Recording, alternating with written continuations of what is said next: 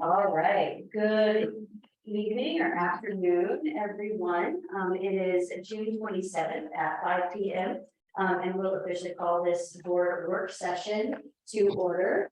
We have current board members present and sitting us up here with us as well is Dr. Borishay, who will be supporting the presentation. I'm really excited to talk through iReady today. Cool, great. Well, then right into the presentation then.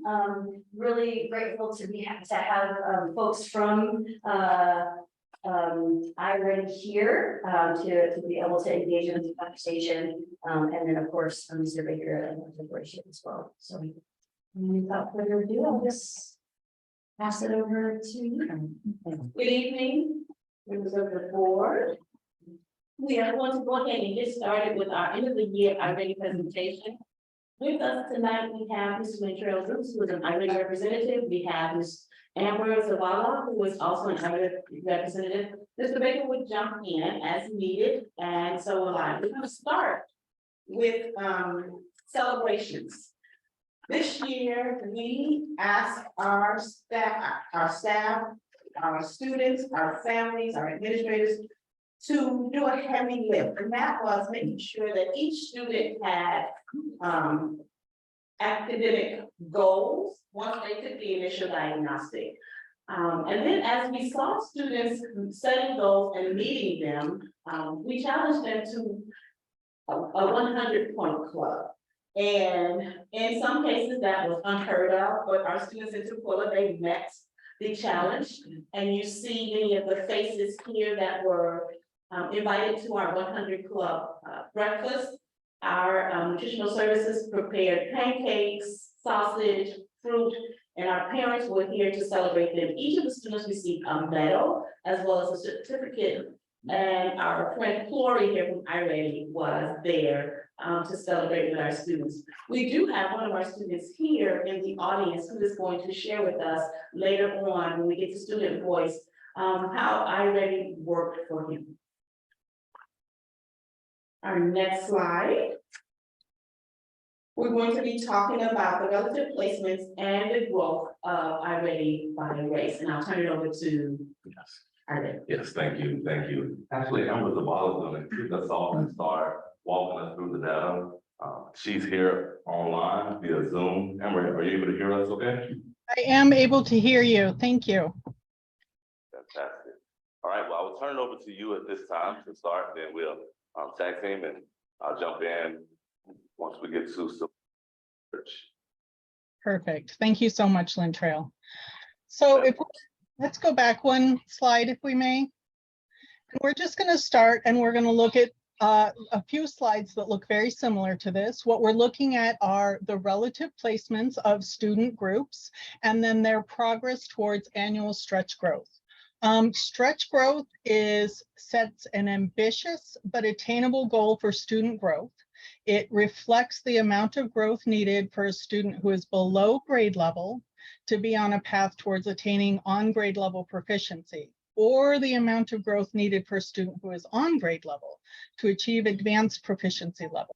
Stretch growth measures are based on observations of growth of a national sample of students who started at each placement level and achieved grade level proficiency over time.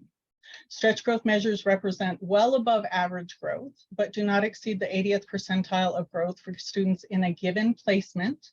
And that ensures that students can achieve those stretch growth goals with additional instructional support and effort. So again, stretch growth provides an aspirational growth goal relative to what is required for a student to be considered on grade level. So what we're looking at here on the left are the overall placements. In the dark green are our mid or above grade. That means that those students have demonstrated mastery of grade level content. The light green is early on grade. That means that they've partially met, so they're very close to being on grade level. Yellow is 1 grade level behind. The lighter red is 2 grade levels behind, and then the darker red is 3 or more grade levels behind. As we look to the right, we can see that progress towards annual stretch growth. We are looking at the median student. So for example, overall, the median student, that's the middle student out of all K-8 students in Tukwila, that student made 59% progress towards their annual stretch growth goal. And that's a very laudable goal that they did. And then if we go to the next slide, we can see that these are the relative placements by Hispanic or Latino. I did want to let. You want to get questions as you go? I think that'd be the best way to do it. If you have questions at the point. Yeah, I was curious on that, if you go back one slide, Okay, what the progress annual stretch goal, so those were the Tukwila school district, how do those compare to national averages or something? yeah, great question. Our progress towards stretch growth. I'm thinking about the best way to, I'm thinking about the best way to say it, but if we think about how many students achieve the stretch growth, because I'm gonna share a little bit of research about the stretch growth goal, and we typically see about 25 to 35% of students hit that stretch growth goal, right? And when we look at it from this perspective, we're looking at the median student. Right. So those numbers may not line up with what we're seeing here now, right? So we're trying to see what percent progress has a median student made toward their stretch growth goal, which is a little bit different there. Right, So it depends on the time of year. But actually meeting that stretch growth goal, we're looking at 25 to 35, depending upon the grade level. Thank you, Latrell. Yes. So you could safely say with that, that over half had met their stretch growth goal in the first. Oh,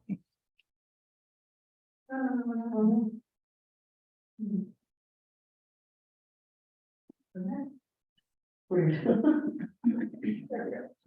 guys say that again, so you're saying because it's 59%.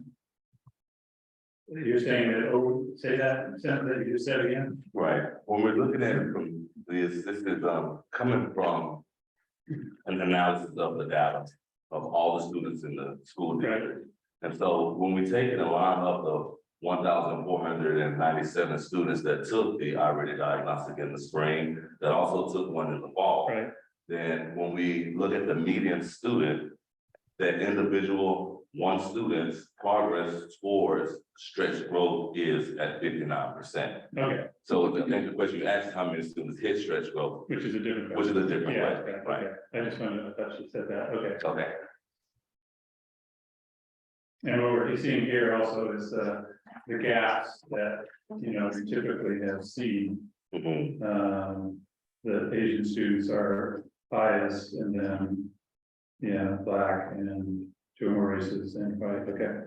Can I ask a question about, when we look at the median student, like you said, taking that one student, how does that help us? When we're thinking about this in terms of thinking about the young people that might need the most support? How does looking at that median student? Because it doesn't allow the outliers to play a role when we think about like an average.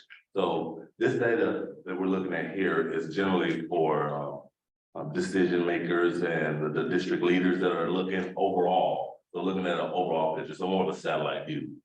So when we look at that satellite view, we're trying to see like what is the gauge that we can get on student performance toward reaching certain goals. And this particular set of data is identified that progress towards stretch growth. So we can quickly, from a satellite view, see how students are performing based on looking at that median student. Now, as we get granular and teachers using data a little bit differently for individual student needs, then data is displayed a different way. So you can look at each individual student to determine how far they have made towards their stretch growth goal. If we look at it individually, right now we have this aggregate data. And so the median student is how we're able to look at it without having those outliers. Skew it, right? Okay. I guess we gotta put more groundwork. To me, it feels like it's those outliers that really the attention, like some of the attention should be Right. spent, right? So like presenting or like looking at a data in a way where we're almost not paying attention to those outliers almost feels. But I understand the satellite view perspective. Yeah. No, that's a great question. Please continue to ask. It's a great question. Ready to go to the next slide. If there are no questions, okay. Ms. Amber?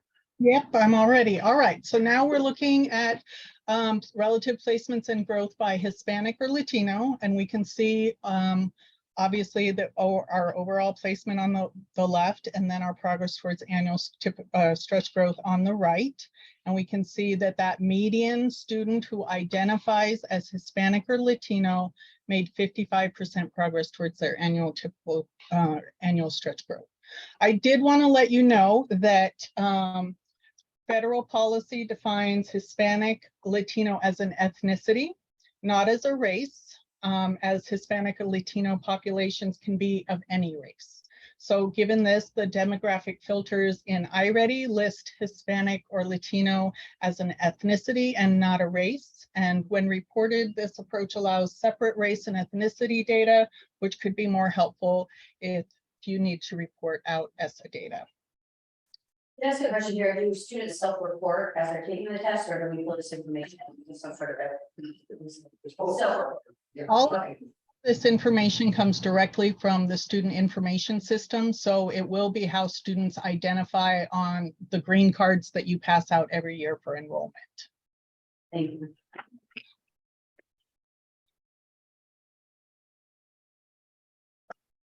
And now we are seeing relative placements and growth by English learner. And let me know if you have any questions.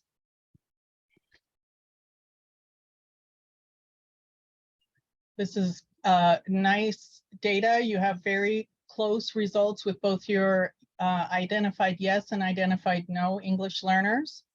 Your median student made very good progress, in both categories.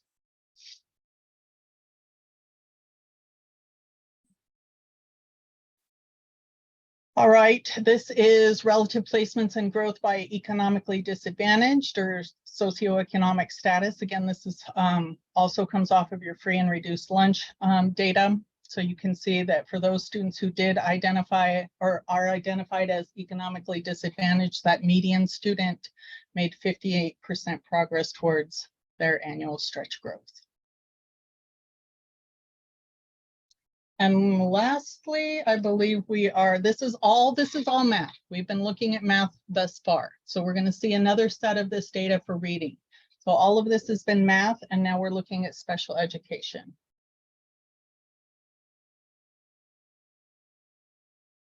Again, kind of similar results with both identified and non-identified students.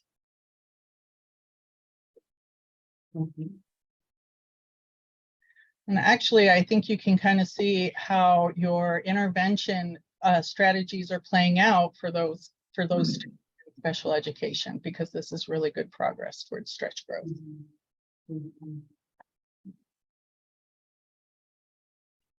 All right, and now we are looking at reading.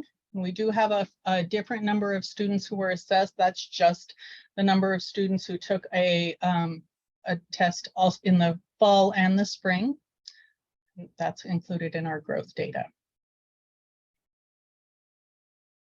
And please let me know if you have any questions.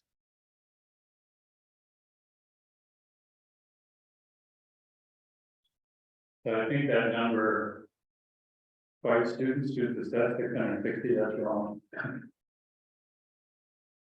We don't have that many. Have that many students in Tukwila? Yeah, students. Is it possible Latino are included in that? I don't know. The question number is it possible that Latino students are included in those identified as white on this slide? Yeah, that's the number that would suggest. Yeah, that would make sense if that's true. Yes, absolutely. Those Hispanic and Latino are included in the race because, again, it's counted as an ethnicity and not a race. So you can have a Hispanic white, you can have a Hispanic black, you could have a Hispanic Asian. So they will be in both categories. Do we record that registered in our data when you come in? Can you check a box that say I'm Hispanic white? Yes, That's You can? yes, you can. Okay. I think another curiosity I have, and this is somewhat separate from my writing, but not entirely. Like I understand from a reporting standpoint that we have to match identifiers that the state has. And I think it's also important that we in Tukwila understand the individual identities of every student. And so are we still gathering more accurate and complete identity information from folks and not just what they say asked, so that we can identify. Does my question make sense?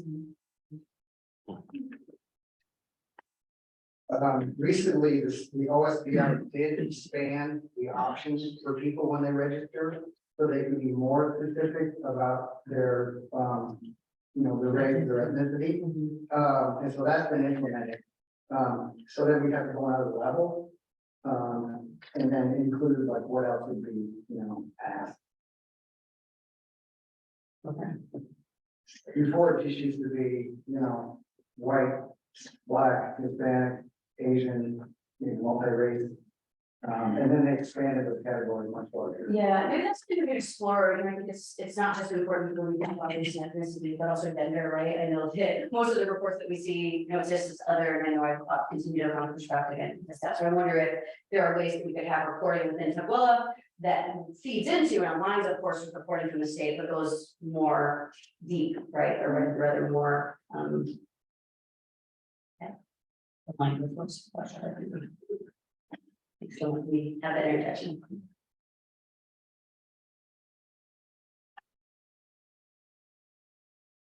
Perfect. And here we are seeing our Hispanic and Latino progress towards annual stretch growth, and this is for reading.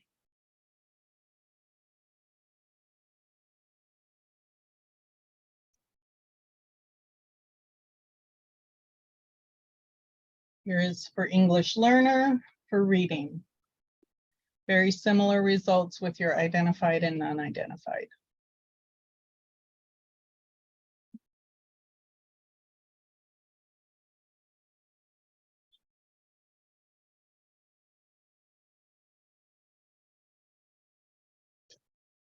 And here is economically disadvantaged. We do have slightly different results here.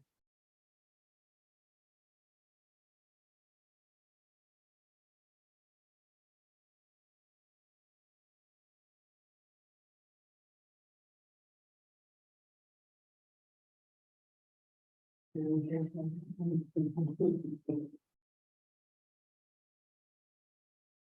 I do have one more slide. I'm curious if how this compares to last year. One thing I want to ask is, I know that we just, the bill passed last year around all students getting free lunch or free food in our system. And even folks that may not have previously qualified for free and reduced lunch are now are also able to take advantage of that. And if there's been an increase perhaps in folks who may have identified as not being on the economic disadvantage, but maybe there's some evidence to support that. That has benefited them in some way. My question is, how does this compare to last year? But I know that can be done some variance. For Tukwila specifically, Yeah, I'd have to go back and look and see what our end of year report looked like for last year to do a comparison. And I don't think I actually have a stretch growth comparison from last year. But we can definitely look at the overall placements by economically disadvantaged from the spring of last year. right, I'm wondering. One of those. Well, that's the other thing. I think it puts the numbers too, right? Like the in count this year versus last year. Yeah. And I guess too, is like, are we seeing that program benefiting all kids? Because of course, I think we know it does, but is there evidence that maybe support that? Oh, okay, cool.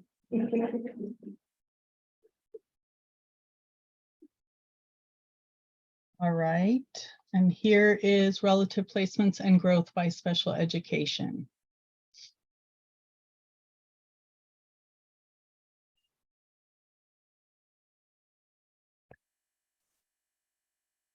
Most suspicious of that. In number of English learners, 291. That sounds way too low, because we're typically 40%. 40% of 1,500 is not 291, like twice that. So I think that number is suspect. Not sure where it came from, but And absolutely selecting these things. So we'll check that out. Definitely check that out. Yes. We've had that discussion over and over, and it's highly considered. it may explain why those two numbers, the percentages of annual stretch growth are so close. Maybe they aren't exactly the right ones. Because that's. Yeah, I mean, if that's true, that's really good. I'm just a little suspicious of that, given the other numbers. So we do have more than two. Yeah. Okay.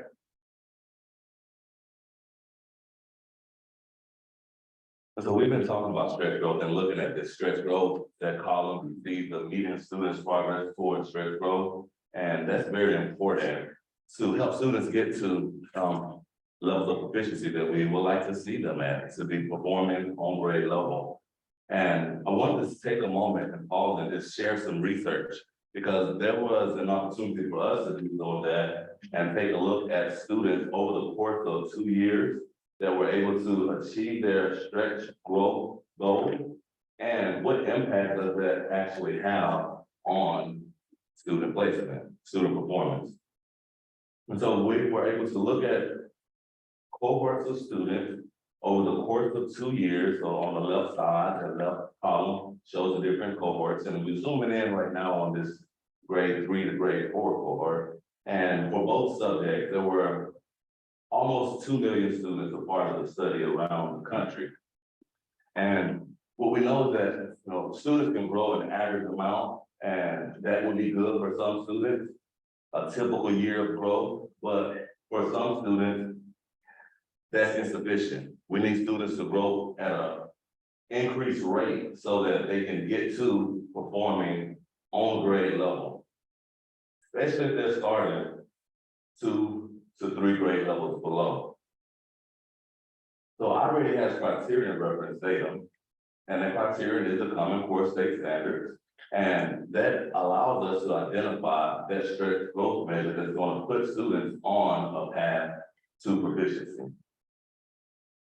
So walking through this data, we were able to also determine what percent of students typically hit that stretch growth goal each year. So in year 1, when we took a look at grade 3 to 4 cohort, we saw that 35% of the students hit their stretch growth goal in that first year. And over on the right, those 3 bars, the one on the left that says fall of year 1 at the bottom, that's the distribution of student placement in year 1. So we can see that some students were performing mid on grade level or above, the darker screen. Some early on grade level, 15% of the students there. Over 50% of the students performing 1 grade level below, and there were also students that were 2 or more grade levels below included in this study. So after year 1, students that hit the stretch growth measure, and we took a look at their placement at the end of year 1, that second bar on the right, it says spring year 1, indicates that over 70% of the students are performing mid on grade level or above by hitting their stretch growth goals. Now, the stretch growth goal is an ambitious goal, but as we can see, it is also attainable. We see 35% of the students were able to hit that goal. And that's what we typically see across districts in the country as well as the state.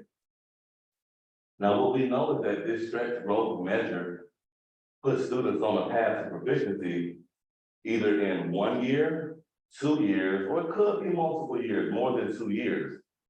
But we wanted to see the effect on student placement after 2 years, just 2 years. So we continue to track those students over the course of another year. 31% of them hit their stretch growth goal. 13% hit it in both years, which is what we hope to see. And if they hit their stretch growth goal in both years, looking over to the right, 89% of the students are performing mid on grade level or above, the darkest shade of green. And that's important because, that's indicating that they have met the standards for their grade level. They're performing on grade level, they're ready to go. 10% of the students were early on grade level at that point, after 2 years from the initial distribution that we see on the far left. So in essence, 99% of the students in math were on grade level or above, after hitting that stretch growth goal for 2 years in a row. 2 consecutive years is what we're looking for. Now, this data is specific to math, and then we can go one slide forward, that will be our reading data. So, same study, same students, looking at grade 3-4 cohort. 14% of the students hit their stretch growth goal 2 years in a row. And in the fall of the first year, a random distribution of placement, but looking over to the right, after 2 years, almost all of the students are performing on grade level. But we still see that 10%, one grade level below, 1%, 2 or more grade levels below. So this is consistent with what we've been able to also see within the district. So before we go there, I'd like to pause and see if there were any questions regarding the research that we have on our stretch growth. It doesn't take into fact the demographics, The demographics of the students. right? Right. So we don't have English language learners, we don't have economically disadvantaged, we don't know. Right, we don't know exactly every single student from this slide, but there was all demographics of students, rural areas, city, suburb, schools, students across the country. So it was a subset that represented the country as a whole. But if they can, whoever they are, if they can achieve their stretch goal 2 years in a row, 90% will then be at least at grade level Yes. within 2 years. I think this is why, this is the committee, the crux of this whole presentation, is why I think we need to be focusing on this stretch growth for our students, because we have typically in our higher grade, 4, 5, 6, 7, we have 8, we have about 50% of our students that are 2 or more grade levels below.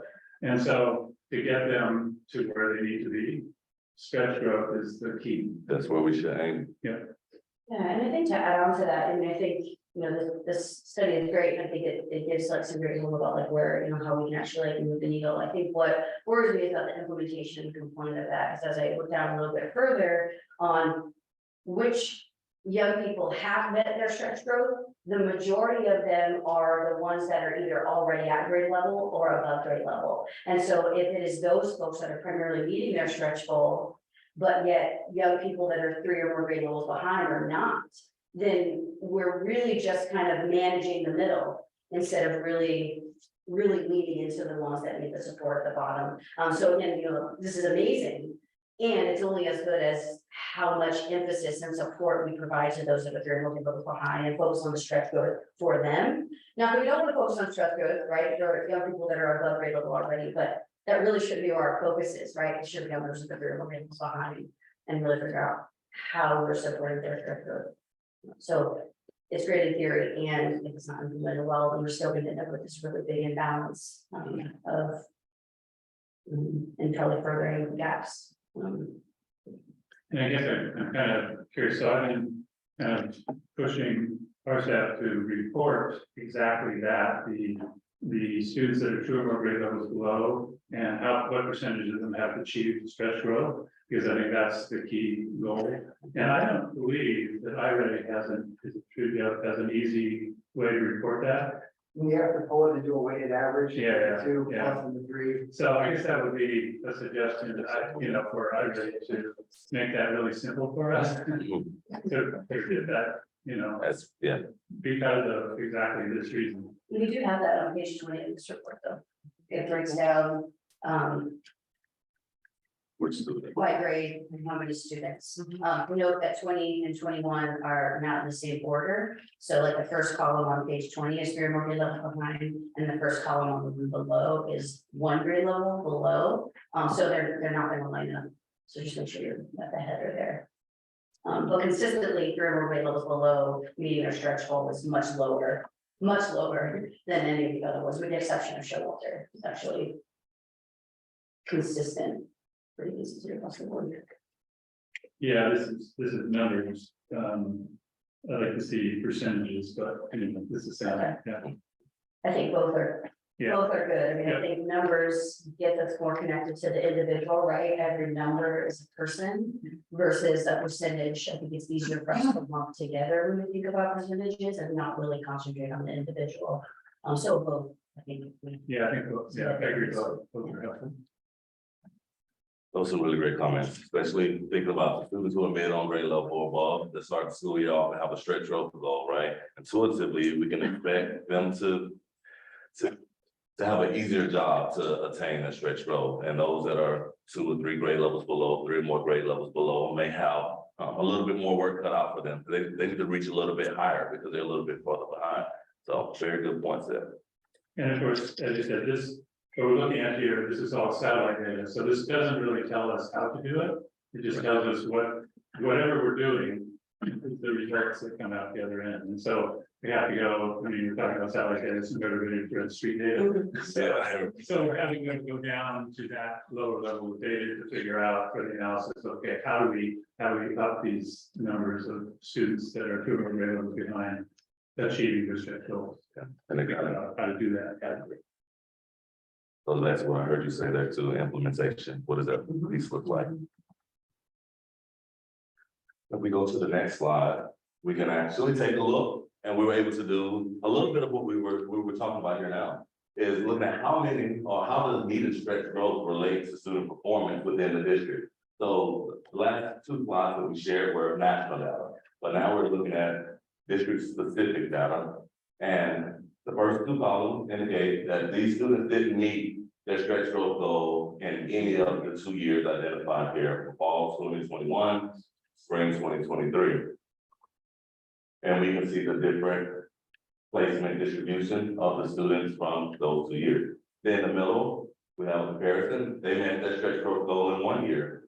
And we can see that the placement of the students, there are more students performing mid on grade level or above, early on grade level, and there are less students performing in the red, the 2 more grade levels below.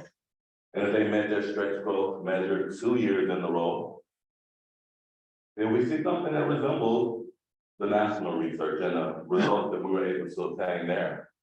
That students hitting their stretch growth measure 2 more years in a row, going to get them too proficient over the course of 1 year or 2 years. Possibly students are farther below, may take a little more. Just include all grades K through 12. I don't think we have K Not 12, but sorry, but hey, hey, thank you. correct. And then at the bottom, we see the end count, so number of students who met the stretch growth goals 2 years in a row. 1 year, as well as they didn't meet the stretch growth goal in either year. And what that does for the placement of students. And on the next slide, we have the reading data, which we see very similar. They didn't meet their stretch growth goal. We don't see a lot of change in placement happening. But if they are hitting it either in 1 year or 2 years, then we see a big difference in the placement. The other thing that would be really interesting on these would be to, because I think we have a check for the students that went to summer school. Mhm. How did that impact this? The impact of summer school learning. Yeah, So one way that we can do that is take a look at the final diagnostic in the spring and the beginning diagnostic in the fall of the following school year for those students. for those Yeah. specific students in the subset. Right.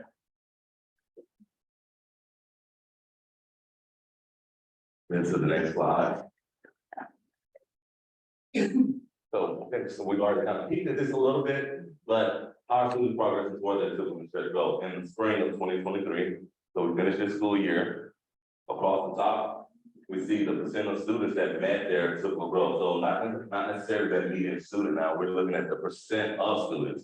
So of the 158 kinder students, 41% of them hit their typical growth goal and 20% of them hit their stretch growth goal. So across kinder through eighth grade, we can see the different percentages of students that hit their typical and stretch growth measure. And so I mentioned earlier, 25 to 35%, kind of thinking about K-8, both subjects. We're seeing that we're right in line with that in many grade levels. First grade at 29%, fifth grade right at 25%, hit their stretch growth measure. And typical growth is good, not great, but it's good goal to reach for. But if a student needs to get on the path to proficiency, then that stretch growth measure is a better target. So take the kindergarten category, the 20% who met stretch growth, they of course also met typical growth, Exactly. so they're included in. They are. They are also included there. So just as an example, if typical growth was 20 points and then 25 was stretch growth goal, then they have to first hit the 20 points before they can be included in their stretch growth measure. Is this fairly consistent with what you see nationally? Yeah, it is that 20 to 25 to 30% of students. Sorry, as a typical growth. Yeah. Amber, would you like to speak to what we see nationally on the typical growth? I would say that it looks slightly different than national. We do tend to see a little higher typical growth nationally. So it's not terrible, but it could be better. Obviously our goal is to have 100% of our students meeting typical growth, because that means that they are at the very least staying at the same placement level that they are year over year. And then of course we want those 25 to 35% of our kids making stretch growth. I think there's asked that question, obviously, we have, not only in Tukwila, but in a variety of different districts across the state, across the, country, there are a lot of different, different factors that impact a student's ability to meet that typical growth. And also, it feels like if we're getting on average 50% or less, what's something from just a basic level that we could be doing better, right? As a larger system, as a Tukwila system, that just feels like the core of what we're doing feels like maybe there's something missing if we're only reaching 41% of our kids. That the standard was not a good. The standard is a wrong standard, yeah, or the way in which although there's issues, right, there are ways in which our system is so, cater to, the success of a few, right? So I don't know, that just feels really wild to me, that would be, even actually, we were okay with it. Seems like we should look at that 40 to 50% there and say, oh, that's a normal typical growth. And rather than saying only 47% of our kids are getting typical growth. I think it's can be a little bit of a complex topic. First of all students don't learn at the same rate. So, one student might not achieve typical growth in 1 year, but might in the next year. Or, there's students don't grow typically like that. They just different rates of learning. Also, it would be interesting to see these numbers nationally over time, and what impact did the pandemic have on this? I don't know. I mean, there's a lot of questions you could ask. Yeah.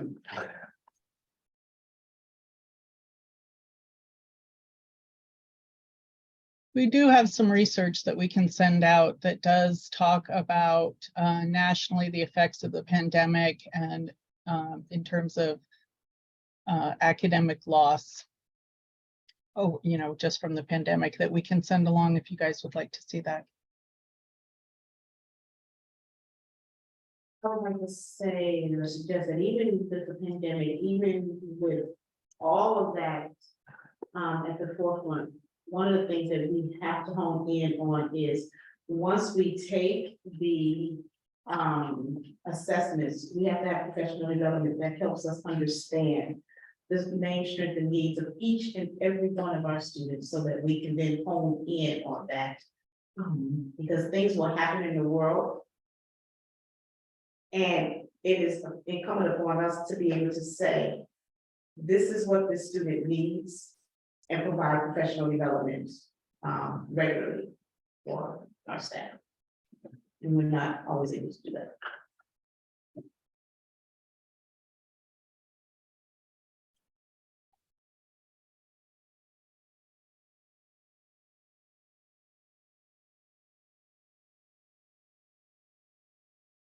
So read the data.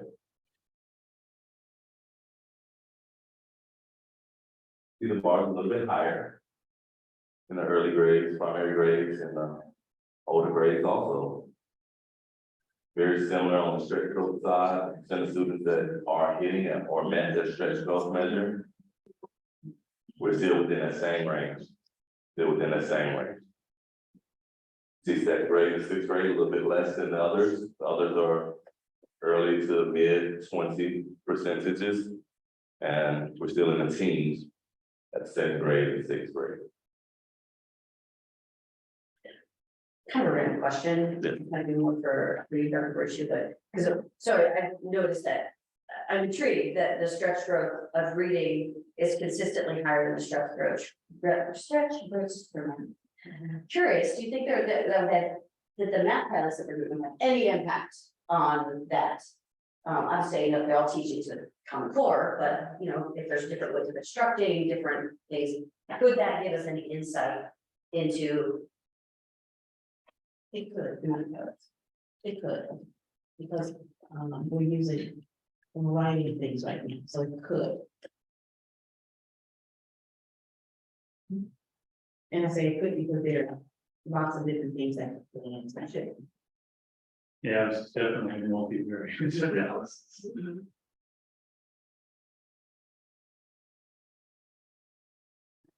And then on the next slide, we have it broken down. Stop later that. A little bit difficult to see here from the view that you have on the screen, but what we're able to see is in that first column, we have the names of the schools. I think we're making it larger now.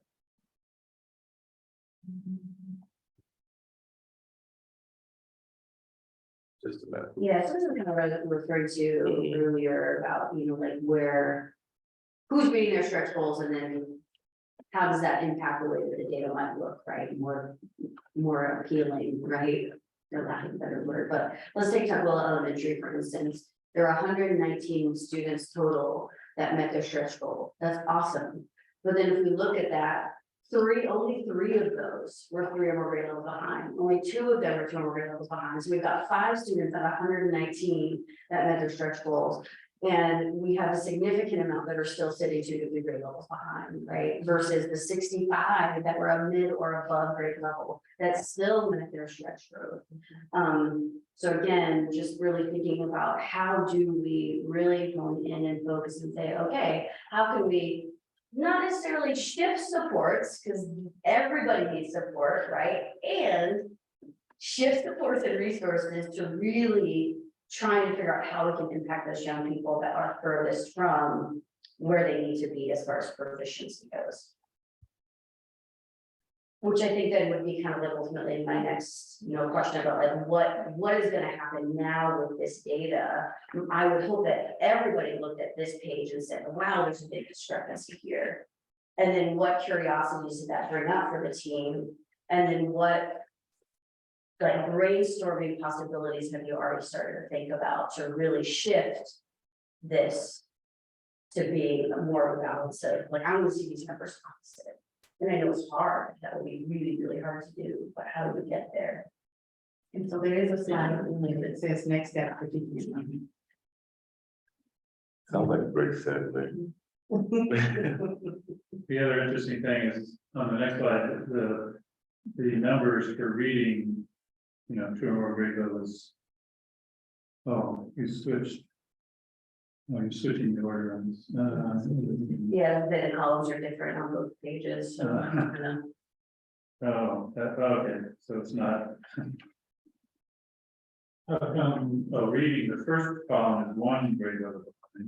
On math, the first column is three grade levels, you know. Oh. Well. Okay, yeah, that's a little. Confusing. Sorry about that. I just see the confusion there. The first and third, I mean, the 1 and 3 grade levels below are reversed. Also, it looks a little suspicious because the numbers are exactly the same for reading and math. Which is, I'm sure not true. Oh, yeah.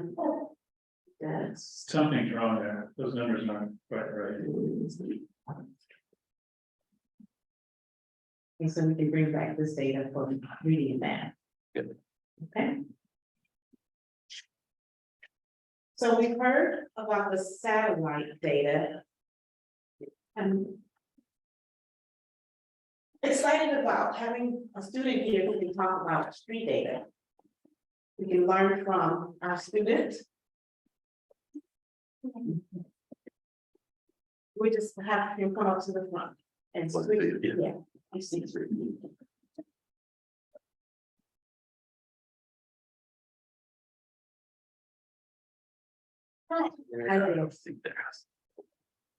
So our student here, then, came to us this year, right? Didn't know anything about iReady, but he is part of our 100-point club, which meant that he really applied himself. And share with us what you shared with me in terms of how you took the iReady assessment. What did you do? You know, I read the question is carefully, and you know that I don't worry about the time to web 3 hours for do it already, and careful for do that, and I do my best. So he did his best. He read the questions. Some of the other things that you said that you did during the course of the year, how about the books that you read? You know, I have read about science and social something.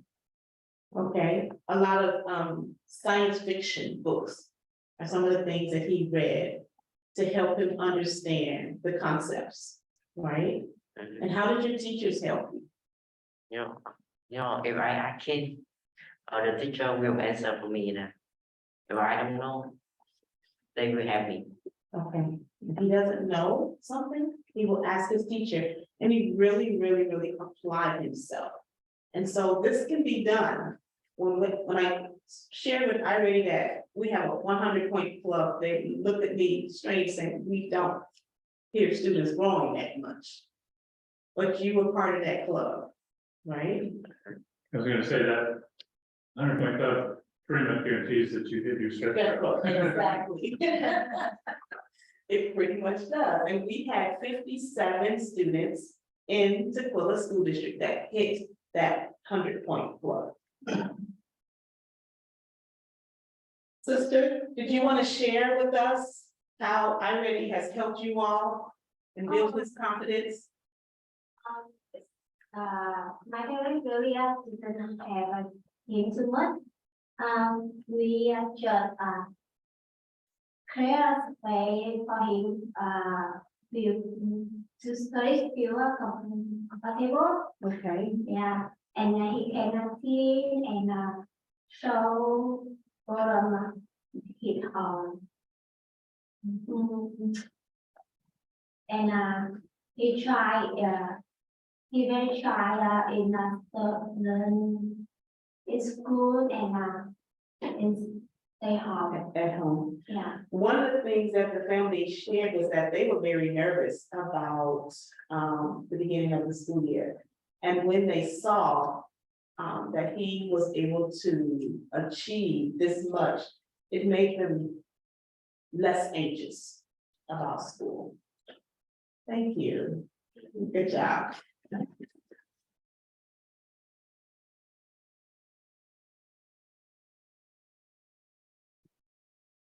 And so some of our next steps. In teaching and learning, it's important that we know each student by name, strength, and what it is that they need individually. I go back to the fact that we also need to be able to provide professional development because we have staff who are working with students who need the most help, who may not be able to attend that professional development. And so we, like you said, we need to flip that so that when we can provide that professional development to everyone, everyone then understands what it is that our students need. Learning labs, we're going to have this year working with EIX, who are going to be supporting our multilingual learners in math specifically, and then also participating in having them do the interim assessments. Those are just some of the things that we are going to be doing for the 23-24 year and focusing on everybody meeting their stretch. That is it for now.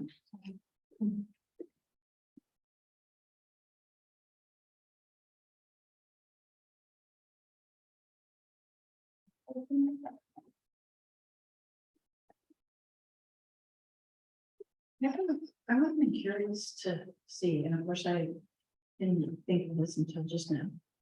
But what did it look like, the kind of contract that our students put together to reach their goals? Did they, did it have specific things, learn fractions, divide by decimals, whatever, those things, were they on there like a checklist? Or So- what did it look like when they got their results and put together a plan? So at the beginning of the year, we brought teachers together and they created a student achievement goal sheet. And on there, it was open-ended. Once the student took the diagnostic, what is it that you will do in order for you to grow so many points? And so teachers sat with students and they decided, read more. I'm going to ask more questions. So it was just really open-ended. It wasn't a checkbox because again, each student needed something different. Well, yeah, right, okay. I didn't know if it really honed into the student needs some fractions. You know, I didn't know what kind of data the And student in some got. cases, students may say, I need to learn multiplication. But what we really want students to be able to do is understand the concept of multiplication, understand the concept of fraction. Sure. How many students met their goals? That's a very good question. We know that all of our students, well, I would say 90% of our students grew. So goals, individual student goals, are going to be a part of iReady, which I think anytime we can empower young people and bring them into their own learning is great. But that's true, I would love that to be represented here, right? Because then it's not just about, then we can see actually the ways in which young people felt great about the work that they did and meeting their own personal goals. This is all great. And that's the stuff that is the street data as well, right? The confidence building, that meeting an individual goal can create. Because my guess is in the long run, that's also going to improve scores, right? With building up confidence, even around just reading more, right? Not even about a specific skill or specific concept, but just building confidence around setting a goal, achieving that goal, no matter how small. It's gonna then help to respond. So I'd like to see that in future applications as well. So one thing I was looking at in terms of trying to, I was like to go back and look for trends. So looking back last year, I was looking at it by school, what percentage of students were 2 or more grade levels behind last year, and then how many this year, percentage wise. And it looks like for the most part, with the notable exception of Thorndike, that needle didn't move much in either reading or math. However, at Thorndike, which had the highest, 35% of the students were at 2 or more grade levels in reading behind, and then went down to 27, and math, I think 31 to 25. So that's, all the other ones kind of went down a little bit, not much, but, something, so it wasn't, we were going backwards, which is good, but that's one of the measures I like to see is the trends. I mean, are we in the right direction over time?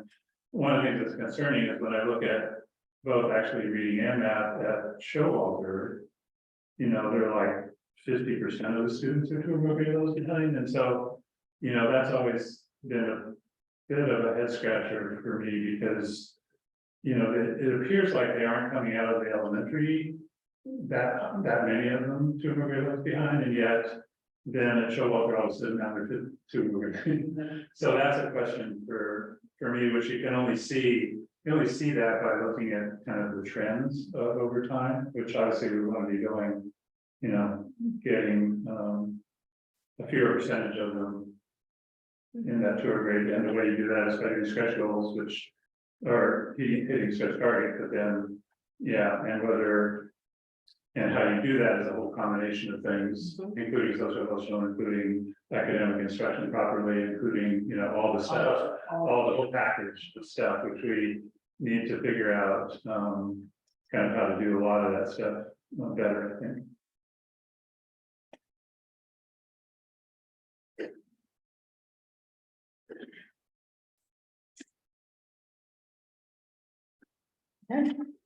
All right, we're gonna do 4 minutes. Any other big questions, comments? Thank you so much for being here. Really appreciate your time, and as well to Amber. Yes, Amber, thank you so much for being here as well. Thank you. And with that, we'll move to adjourn our work session. So.